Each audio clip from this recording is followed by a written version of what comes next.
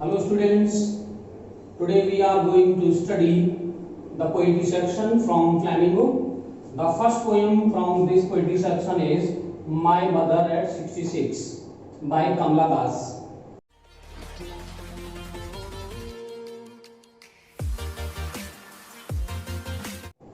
The theme of this poem is based on the phenomena of aging. Aging is the process of growing old, decay and death. Phenomena of aging, decay and death is a natural process. Whosoever is born, he or she would grow old, decay and finally meet his or her end. So this poem is also based on the phenomena of aging, decay and death. I would like to throw some light on the poem, the summary of this poem. This poem is based on the old age of poet's mother. Old age of poet's mother and the painful thought of losing her mother. When the poet was returning back from her mother's home to Cochin airport, her mother was also traveling in the car to see her off at the airport. When her mother was lying there, she was dozing off and the poet looked at her mother's face.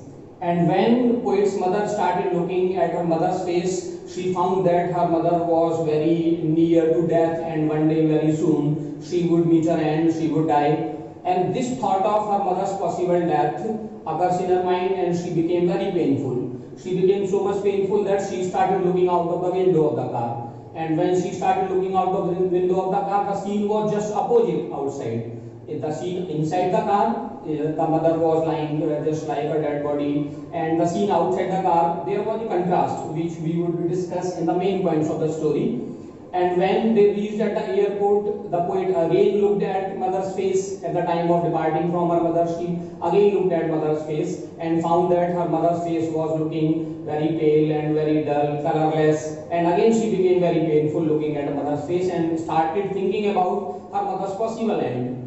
So this thought of her mother's possible end also filled her mind with a thought that one day she herself would also grow old and she would also meet her decay and death. So this was very painful feeling for poet.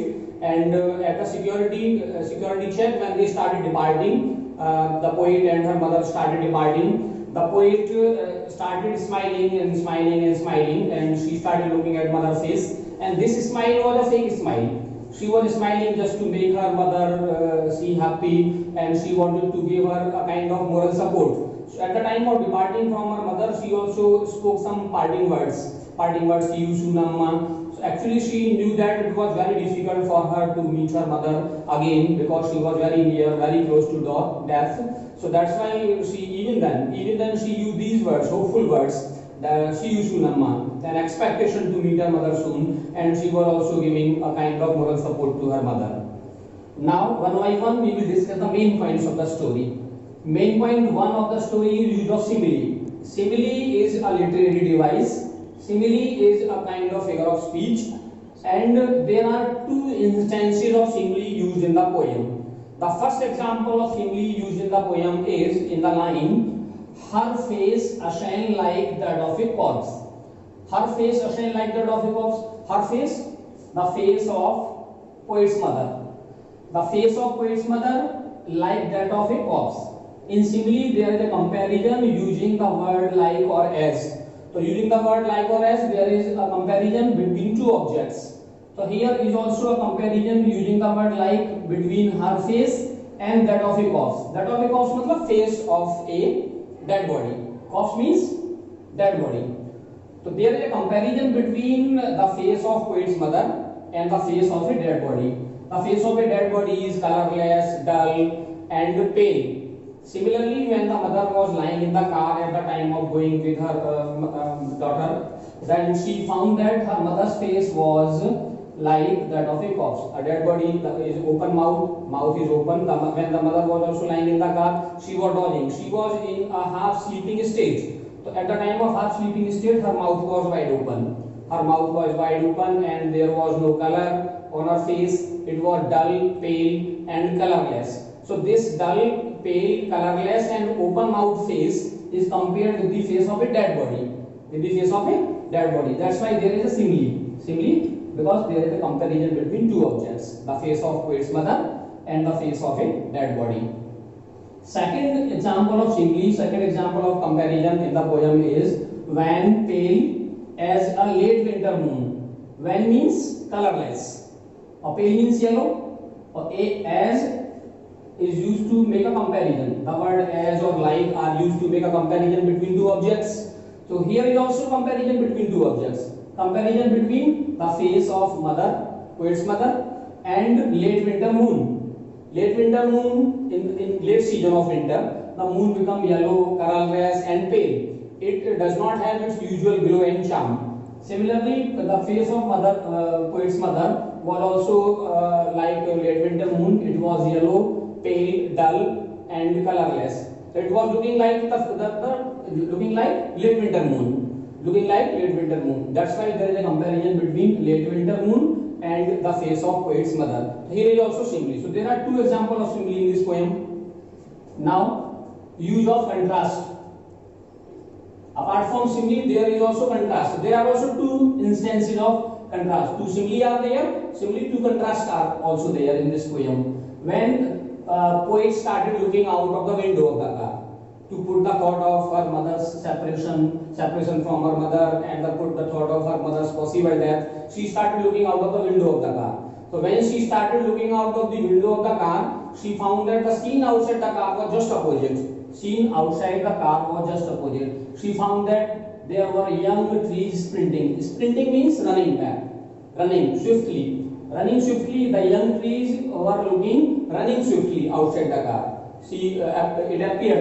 It appeared that young trees are young outside, young and sprinting. Sprinting means running swiftly, and the poet inside the car, the poet's mother was old and she was dull and inactive. So there was activity outside, and this activity, zeal and life. Young trees are also symbol of life, youth and vitality and growth. Also, while the mother inside the car, she was moving toward the end of the journey of her life. So that's why there is a contrast between poet's mother and young trees outside, which were young and running swiftly. Second comparison, when she started looking out of the window, she also had another sight apart from young trees. Outside the car, she saw that there were some children running out of their homes. So those children were merry children spilling out of their homes. So the word merry and spilling up, running out. Spilling means running out. The children were running out of their homes. So spilling, running out of their homes is a symbol of zeal and zest. Zeal and zest is also symbolized with the word spilling. The children are merry. Mother inside the car is sad, and children outside the car are merry, happy. Children are happy. Children outside the car are spilling out of their homes. Spilling means running out with zeal and zest, running out swiftly. While mother inside the car was inactive. So there is a comparison between activity and inactivity. Activity is there outside the car, and inactivity is there inside the car in the form of a mother. So there is a contrast. So this contrast is shown to show that the mother was inactive and she was very near to her death. So there are two contrasts used in the poem. Next, third one, familiar ache. There is a phrase used in the poem, familiar ache. When the poet looked at mother's face and found that mother was very close, very near to her death, there was a kind of familiar pain in her heart. Familiar pain of separation of her mother, separation from her mother. So this pain of separation from her mother has been experienced by the poet many times since her childhood. Since her childhood. So that's why she was accustomed to this kind of feeling. She was habitual of this kind of feeling. It was a familiar experience for her to have the feeling of separation from her mother. So that's why it was not new. This feeling of separation, painful feeling of separation, was not new. So she was very much familiar with this kind of painful feeling. Again, this familiar kind of pain was experienced by the poet when she was going to be separated from her mother. Next important phrase used in the poem is childhood's fear. When she looked at her mother's face and when she had the idea of separation from her mother and possible death of her mother in near future, she experienced childhood fear. Childhood fear is just like the familiar pain. Childhood fear, since her childhood, she had the fear of losing her mother. Again, she had the fear of losing her mother, that one day her mother would go away from her, she would die. So looking at mother's face, she again had the fear of childhood fear. Childhood fear means fear of losing her mother, because again there that mother possibly would not be in this world. So that's why there was a kind of childhood fear in her mind. Number 5 main point of the poem is parting words. Parting words matlab words of farewell. Words when she was going to be parted with her mother, she spoke some words. See you soon, Amma. So at the airport, after the security check, they had to parted with each other. They had to go away. She had to go to the airport and mother had to return to her home. So at that time, at the security check, at the time of separation, poet used the word see you soon, Amma. See you soon, Amma, that they would meet very soon again. Even after knowing that it was very difficult, to meet her mother again, because the mother may not be in this world, she would die soon because she was extremely old. Even then, poet used these words, see you soon, Amma. So these words of expectation, these words of hope shows that she wanted to give a kind of moral support to her mother. Though she was unable, due to certain reasons, she was unable to give a physical support to her mother, she wanted to give a kind of moral support to her mother. A kind of moral support and a kind of hope, a kind of optimism. These words shows that she was very optimistic, she was very hopeful to meet in near future with her mother. And same feeling, same thought she wanted to convey. Same feeling she wanted to convey to her mother, that very soon they would meet her again. Even though it was very difficult for them because of aging, decay and death. She wanted very well that. She knew very well that. Next main point of the poem is significance of smile. At the time of parting with her mother, the poet had a kind of smile, constant smile, smile and smile and smile again. So there was a constant smile on mother's face. This constant smile signifies that she wanted to give happiness to her mother. She wanted to share happiness with her mother. She knew that her mother was sad because of her condition, because of her miserable condition, because of her possible death. And she herself was also sad seeing this miserable condition of her mother. But she did not want to show her true and genuine feelings to her mother's face. She did not want to have any reflection of this kind of genuine feeling on her face. So that's why she tried to hide. She tried to hide her genuine feeling, familiar pain, childhood fear, pain of separation, fear of mother's possible death, fear of losing her mother. These feelings were there in poet's mind and heart. But she didn't want to show these feelings to her mother. She did not want to have any kind of reflection on her face. That's why she had a fake smile. She had a fake smile on her face, and that fake smile was constant. Again and again, she was smiling constantly at the time of separation from her mother. So this constant but fake smile shows that she wanted to make her mother happy. That's why she was having this kind of smile on her face. And after the main points, now we will study the use of literary devices used in the poem. Use of literary devices. So use of literary devices, सबसे पहले number A, repetition. Repetition is used in the poem. Repetition is a kind of literary device. It is used to enhance the musical effect. It is used to enhance uplift the musical effect, or to emphasize a particular point, to put stress, to focus a particular point. So there is a line in this poem in which there is a repetition: thought away, thought away, thought away, thought away. So thought away is used twice. So this is a kind of repetition when the phrase thought away used twice. First time when the thought away used, thought is a verb. Thought is a verb. And this thought which is used first time refers to mother's thought.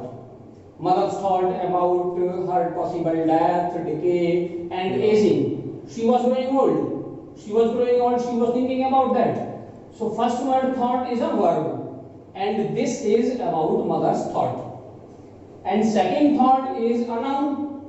Second thought is a noun. Second word thought. When the third word is used again, this is noun. And this second word thought which is used second time, this is a noun and it refers to poet's fear. poet's fear of separation from her mother, poet's fear of going away from her mother, poet's fear of losing her mother. So there are the word thought which is used twice, and this is a kind of repetition. And this repetition is used to emphasize a particular point. Emphasize a particular point that mother's thought was about, mother was thinking. Poet's mother was thinking about her possible death, about her miserable condition because of her decay, and she was very near to that. And second word thought is a noun, and it refers to poet's fear of separation from her mother. And another instance of repetition is smile and smile and smile. The word smile is repeated 3 times. The word smile is repeated 3 times. So it refers to the constant smile on the face of the poet at the time of going away from her mother, at the time of parting with her mother. So this smile and smile and smile is emphasizing a particular point that poet was trying her best to see her mother happy. Poet was trying to see her mother happy, and she wanted to hide her genuine feelings. She wanted to hide her genuine feelings of fear and separation from her mother. Smile and smile and smile. So there are 2 examples of repetition. First is thought away, and second is smile and smile and smile. Another literary device used in the poem is images and symbols. Images and symbols are used in the poem. Young trees sprinting, merry children. These refer to the sight outside the car. When the poet started looking out of the window of the car at the time of going to the airport, she looked that there were young trees sprinting and merry children. It has been already explained in the main points. Here we are just referring to literary devices used in the poem, images and symbols. So there is image of young trees sprinting and image of merry children. So these images are used like a symbol. They symbolize something. What does they symbolize? What do these images symbolize? Young trees sprinting and merry children are the symbol of youth, life, growth, activity, vitality. Merry children and young trees are the symbol of youth, life, growth, activity, and vitality. So these are images and symbols used in the poem. And there is also use of simile. There are 2 simile used in the poem, and they have already been explained in the main points. 2 similes are there. Mother's face is compared with late winter moon, and mother's face is compared with the face of a dead body. Contrast. There are 2 contrasts already explained in the main points. 2 contrasts are there used in the poem. 2 contrasts are there, young trees sprinting and merry children. These are also images and symbols, and these are also contrasts. Contrast with the face of mother. Contrast with the condition of mother. 2 contrasts are there. Merry children sprinting, merry children coming out of their homes, and young trees sprinting. Rhyme scheme. Now we talk about rhyme scheme used in the poem. Rhyme scheme of the poem. Actually, there is no rhyme scheme in this poem. No rhyme scheme in this poem. This is a free verse, and there is no rhyme scheme in free verse. This is written in free verse. Free verse. That's why this is free verse. That's why there is no rhyme scheme in the poem. A single sentence punctuated by commas. The whole poem is a single sentence. The whole poem is a single sentence punctuated by commas only, commas and semicolons only. So this actually shows that there is a single thread of thought. There is a single thread of thought running away in the whole poem. Single thread of thought, which occurred in poet's mind. Single thread of thought is about death, decay, and aging. Death, decay, and aging is the theme of the poem, and this is the thought of poet's mind. And this incident actually occurred in poet's mind, and this refers to single thread of thought. So this is a single thread of thought, and this is spontaneous overflow of powerful feelings in poet's mind. Spontaneously, these feelings were coming out of her mind, and she started describing them. She started noting down in the form of a poem. So she has written her feelings in the form of a free verse. So that's why a single thread of thought is there, which and single sentence punctuated by commas. That's why there is no rhyme scheme in this poem. This is a kind of free verse. Okay. Okay, dear students, I hope that you would have liked this video. Share it with your friends, and see you soon in next video. Jai Hind, Jai Bharat.